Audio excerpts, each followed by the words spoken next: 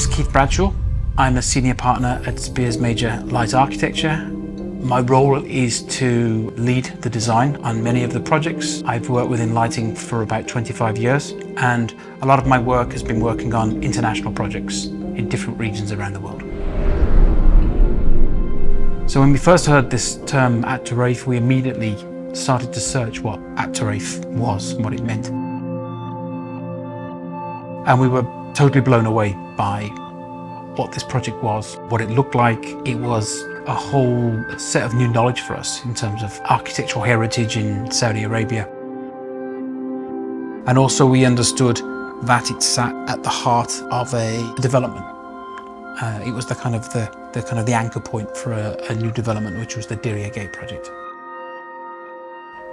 My name is Roger Wilson. I'm the Chief Design Officer for Dir'iyah Gate Development Company. The project is a unique project in the truest sense of the word.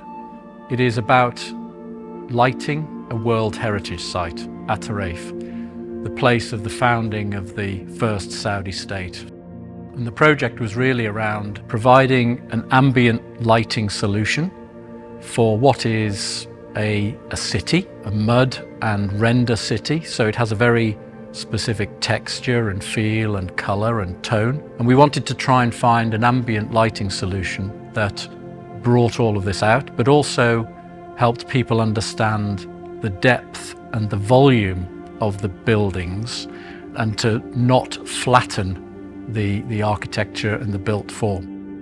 When we started the process for selecting the designer for this project, part of the RFP was to provide a thought piece, a design thought piece, and Speirs Major provided a very good thought piece. It was interactive, it was visual.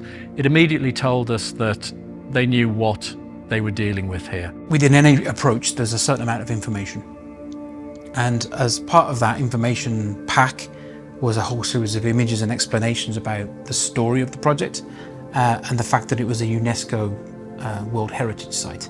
And it was only through talking to the client team, a broad range of people in the client team, that kind of wanted different things from the projects, we started to hear these stories of the cultural significance and the kind of spiritual, magical significance of this project. And you know, that's music to our ears. These are things that we can immediately respond to and start to kind of play back through concepts. So even at the initial stage, we started to draw ideas very quickly. We recognized that there was lots of stories, narratives about the site and what the site had been through and why it looked the way it did and what it represented to the future.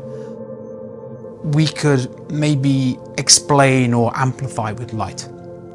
A lot of our work historically has been trying to find ways in which light can be a metaphor for storytelling. There isn't the ego where we have to immediately think about what signature we're going to make on the project. I don't think good lighting design is that. It's kind of chameleon-like in many ways, lighting design. You have to move into the project and embed yourself in it and understand what the project is about. We understood that we were working on a different scale to anything we'd done before. It was a big project, but it was a project that people would inhabit and walk around and experience at very, very close quarters. The other aspect of the project was, of course, it needed to tell its story as a single piece. The Turaif is built next to Wadi Hanifa. The reason why the city grew is because of the agriculture of the wadi. And initially there was a small settlement which had a mosque. The mosque got bigger, the city got bigger, until eventually it was a very sizable city next to the wadi.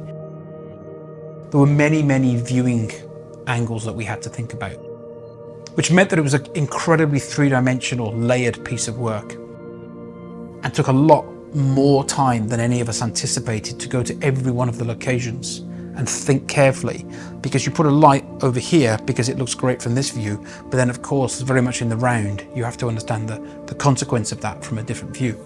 There's also a kind of intermediate space when you arrive almost at the city and it's there right in front of you and it starts to tell its stories. You start to understand just how complicated and layered the project is, the textures, the architectural integrity of this city. And you start to understand what is inside and outside. And then when you walk into the streets and you discover that the streets then have courtyards coming off them. And the Najdi architecture is centered around courtyards. And you start to understand first floor, second floor, half staircases, you understand rooms, what the rooms would have been coming off the courtyard. That immediately seemed very important to us, that we were dealing with a building that three-dimensionally had an inside, or the remnants of an inside, and an outside. And of course the outside addresses the streets. So that kind of layered experience or layered expression of inside and outside, near and far, was on our mind the whole time as we were developing the ideas and trying to communicate. It's going to look great from here, but it's also going to be great when you're standing here as well, which is a very, very tricky thing to do while you're trying to integrate lighting beautifully, where people can still experience it at close quarters but not be distracted by equipment. So the material surface of the entire site is quite extraordinary because the buildings are made of the same material as the ground. So it has a singular tone. There are variations in texture, but you're basically dealing with an architecture which is made of the same material as the ground, which is quite remarkable. The use of mud bricks, baked mud bricks, and then render over the surface. It feels like the architecture has been kind of formed and carved out of the earth. That means that you have to think very much about how you express horizontal and vertical, because they almost look like they're the same tone. What was also really important is to find the right tone of light that would express that beautiful material, but also have a warmth and a resonance to it that felt that it was almost the only perfect light for that project. Certainly on heritage projects where you're dealing with a material and a texture, that there is only one tone of light that really makes it tell its story properly. We wanted to create a lighting tone that was sympathetic to what we're doing elsewhere in Dir'iyah Gate, and that is essentially an apricot amber colour tone. And we had to come up with a solution that minimised the direct lighting and kept it as ambient and deflected lighting, so that really all one was aware of was the glow of the buildings, the volume, the distance and the space. So it became a much more volumetric experience as you looked at it from the prime viewing point, which is Bajeri Terrace. We did many viewings, we did many tests late at night when it was dark and there weren't too many people around. From those initial tests, we arrived at a solution that I think everybody is pleased with. It took time. There were lots of minor adjustments. It wasn't just of colours and colour temperature and tone. It's quite complicated. I think what we achieved was a solution that I'm very pleased with. My colleague, the president of the DevCo, Mohammed Saadi, is very pleased with, and importantly, Jerry Inzerillo, the chief executive, is very pleased with, as are the board. And I think that goes right the way up to the top. It's a sea change for At-Turaif. It suddenly becomes alive, whereas once it was perhaps less than that. And it is an experience for people to appreciate as they dine in Bajeri Terrace, which is also part of the Dir'iyah Gate development. To find the perfect tone of light was actually lots and lots of hard work. The sun is still in the same place that it was 300 years ago. The building is in the same place, so the relationship between the natural light and the place is exactly as it was, of course. And I think that we wanted to make sure that as we moved into the night, to kind of amplify the story and the qualities of Turaif and its materials, that it felt natural. It didn't feel like it suddenly had a different personality. So we recognized that we were kind of more in a kind of a slightly low color rendering, warm red, gold, apricot as it's been coined. It's a kind of rose gold tone. And that rose gold tone feels perfect. And to find that rose gold tone, it took us probably 9 months. It sounds simple, because you think you've nearly got it. So in the end, we ended up with, I think from memory, 5 versions of what we believed was the right tone. Then as a team, and with the client, Jerry and Zirilio, who was very patient with us, listened very careful to an explanation of what we believed were, as it were, the expression of what gold, rose gold, apricot meant. And we agreed the perfect tone, the perfect calibration of rose gold. And it was just very clear in that moment, in that singular moment, that it was perfect. We had Jerry and Zirillo visit us late at night when we were testing the various mock-ups for the lighting. And he was gradually getting won over by the process and the efforts that we were making to experiment with many different kinds of lighting setting, tonal setting, colour, temperature setting, and he could gradually see something emerging. The final test fit that we did one evening, he absolutely loved it, and it was a very simple yes from him to go ahead and implement the full project. It's almost as if it's it's a permanent resonance of the sun somehow, caught in the building.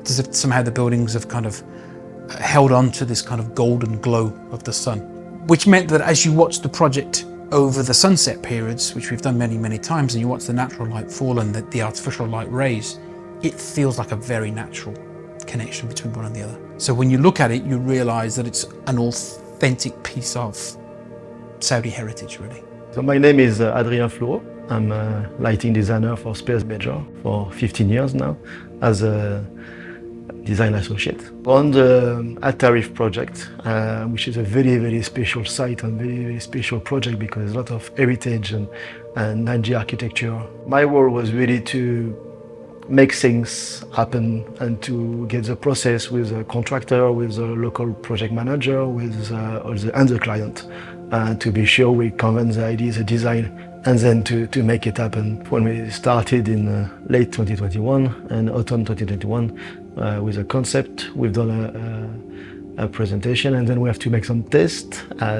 to present it and to be sure it was exactly our design intent. And then from this test, we went to a large-scale mock-up in April 2022. And that was the kickoff of the rollout of all the design into drawings and plans to get everything as we expect and to start the process of installation about 6 months later. And one of the most important things was to get everything in zoning and phasing so we can install everything step by step and doing areas by areas. So in total we have 12 zones for the entire site. The site is about 9 hectares and it was about 2,600 linears and over 500 wash lights to create this grazing effect on the wall or on the courtyard and to reveal the architecture of the city. When you start to understand the phasing of the project, we broke the whole city into 12 phases. And by quarter 3 of 2022, we wanted to have probably what equated to about half of the project lit and operational, permanently lit and operational. So that was a supercharged process between the design ideas, the conversations about who would be able to help us, and then once we'd agreed that, how quickly that equipment could arrive. And what was astonishing was how everything fell into place. Design decisions, the confidence the client had very quickly, not just in us as the designers, but also in the preferred manufacturers who were Martin Professional, how quickly they signed off and went, let's get going. And then Martin Professional's job was to make sure that the supply route and the delivery and bringing that amount of equipment into Saudi Arabia, getting it to site and getting it installed through the summer months in Saudi Arabia, where we're suddenly into mid-30s, mid-40s. Through the evening, through the night, was quite incredible, actually. And this isn't temporary equipment lying on the floor. This is permanently installed into a historic monument, getting permission from the Heritage and Culture Commission that look after At-Turaif to get their permission to install it. So all of those things had to happen with extreme precision. And then after the late 22, we delivered the phases piece by piece by piece. I'm Ian Ruxton. I'm the associate partner here at Speirs Major. My role now is technical leadership.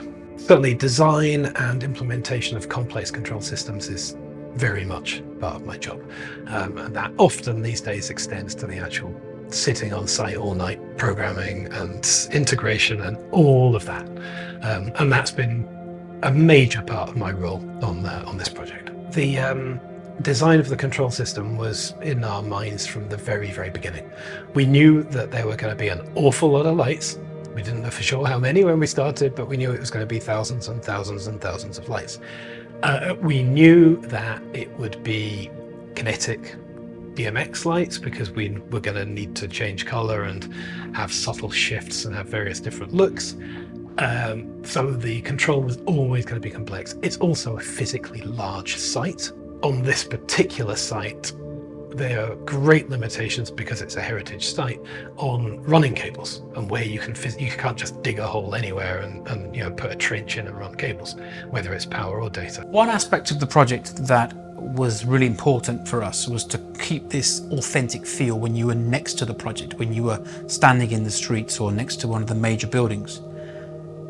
The light had to come from beneath, it had to come from the bottom, it had to feel like it was at that human level where people would have had lanterns, or lanterns would have been in the streets to illuminate the way people move through the city when it was inhabited.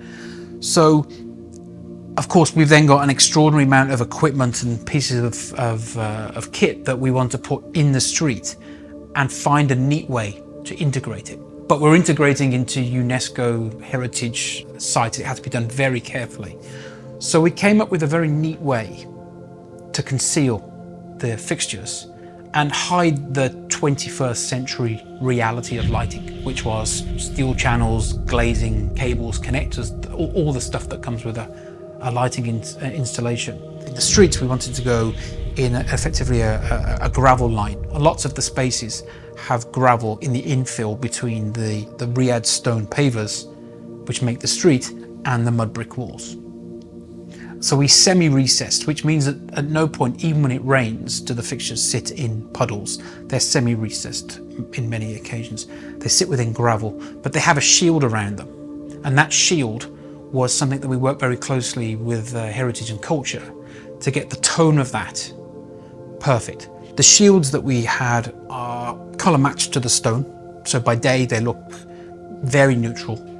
Nothing's ever invisible, but it's very, very neutral. And they are perfectly scaled to be the kind of the final attachment to the equipment. It's a permanent installation, but we've not drilled into any stone, so you could remove the equipment in time. That's the very important part of working in heritage, that you have the ability to remove equipment should that be required in the future. We haven't drilled into any heritage stonework or anything like that. But the shield then just clips on at the last moment, just to hide away the 21st century. You just have this feeling of light on the buildings, and the feeling of light so well integrated that in some instances you don't care where the light is coming from. It's just the feel, and that was what we were looking for from the very start. A kind of secret aspect that I would encourage people who visit to look at is the interiors of the courtyards and the interiors of the buildings. And when you step in there, you understand a building, and a building with staircases or the remnants of staircases, and the original kind of palm tree rafters that held up the second floor. And for us, what's interesting about that we wanted to reveal the textures and forms of the interior. And that would be beautiful to see from the outside, so you understood this interior-exterior story. But if you went into one of these places, it felt just beautifully and softly illuminated.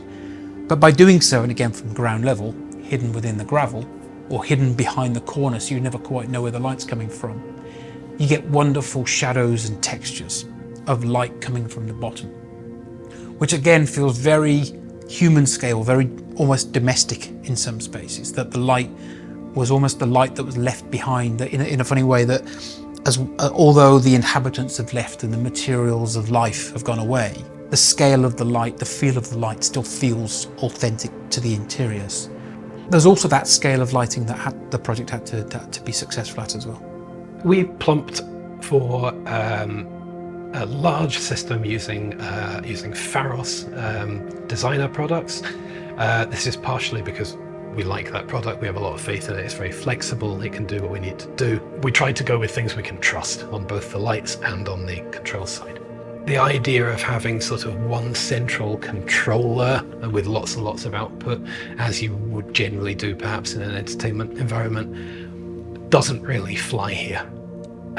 The system needs to be distributed. It needs to be, there are several controllers around the site, lots of output devices around the site. I think we've got about 30 output devices that provide the final DMX to the lights themselves. So we minimize all our DMX cabling. We just get an output device at the nearest point on the local network that we can use and run DMX out from there. It's a big system. I think, from memory, I think I've got about 30,000 DMX addresses patched at the moment. It's not a huge channel count compared to big LED matrix jobs, you know, media facade stuff, things, anything with, you know, rows and rows of pixels. Obviously, your channel counts get very high very quickly. And compared to those, it's not a huge count. But given that all those DMX channels are running RGBW fixtures, actual lights, not pixels, it's pretty massive. These lights, they're RGBW lights, so we can control color. We can look at it as color. We can look at it as color temperature of white. Obviously, we can vary intensity. And we need to do that on every single light. You know, they're all individually addressed. Now, a lot of them do much the same thing at much the same time. But we always knew everything needed to be individually addressed because there are places where the nature of the site just requires some pragmatic programming. You know, you look at it and it looks as though it's all the same color. You look at it by day and you think, yeah, it's all the same kind of brown. It really isn't. You know, not all the materials are the same, not all the colors are the same. So in order to get our lit look right, there are some places, some surfaces that don't behave the same way as the one adjacent. So it's like, okay, we need to pull that out. We need to make that a separate group in our control system, and we need to give it a slightly different set of color values to make it blend in. Because right now, for some weird reason, it looks green when everything else is apricot gold.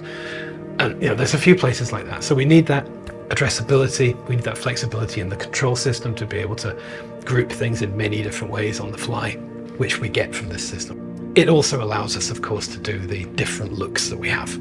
One aspect of the project which is an extra layer of magic or an extra layer of kind of cultural significance is what happens every time there is a full moon. And the lunar cycle is very, very important in Islamic culture. And in Saudi Arabia, of course, this connection between cultural monuments and Islam is very, very strong. So At-Turaif was built and founded around two things really, agriculture and Islam. So we wanted to recognize the significance of the mosque within the city. The interior courtyards and the exterior elevations as they are very purely expressed as being seen as moonlight on the outside with warmth on the inside of the courtyard. So the warmth being the interiors, as it were, and the moonlight being the exterior. By doing that, you know, you really reveal that these were actual buildings and they had an interior and an exterior and that people lived in them. So we have that human warmth inside and we have the silvery kind of moon blue outside. We have an all green scene, which may sound a bit weird. In architectural lighting, we don't use green very often as a color, but it's the color of the Saudi flag. When they have the national day in Saudi, everything's lit up green. So we need to be part of that. So National Day, it's green.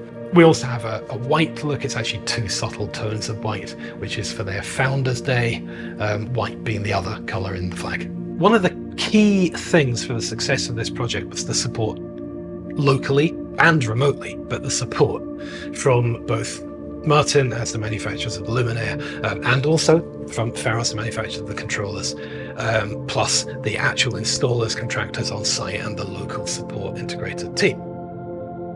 We knew early on with this that the only way we were going to succeed was to get somebody in that we had the relationship with and who was big enough and experienced enough to take this on and deliver it, and had all the right connections and all the right partners.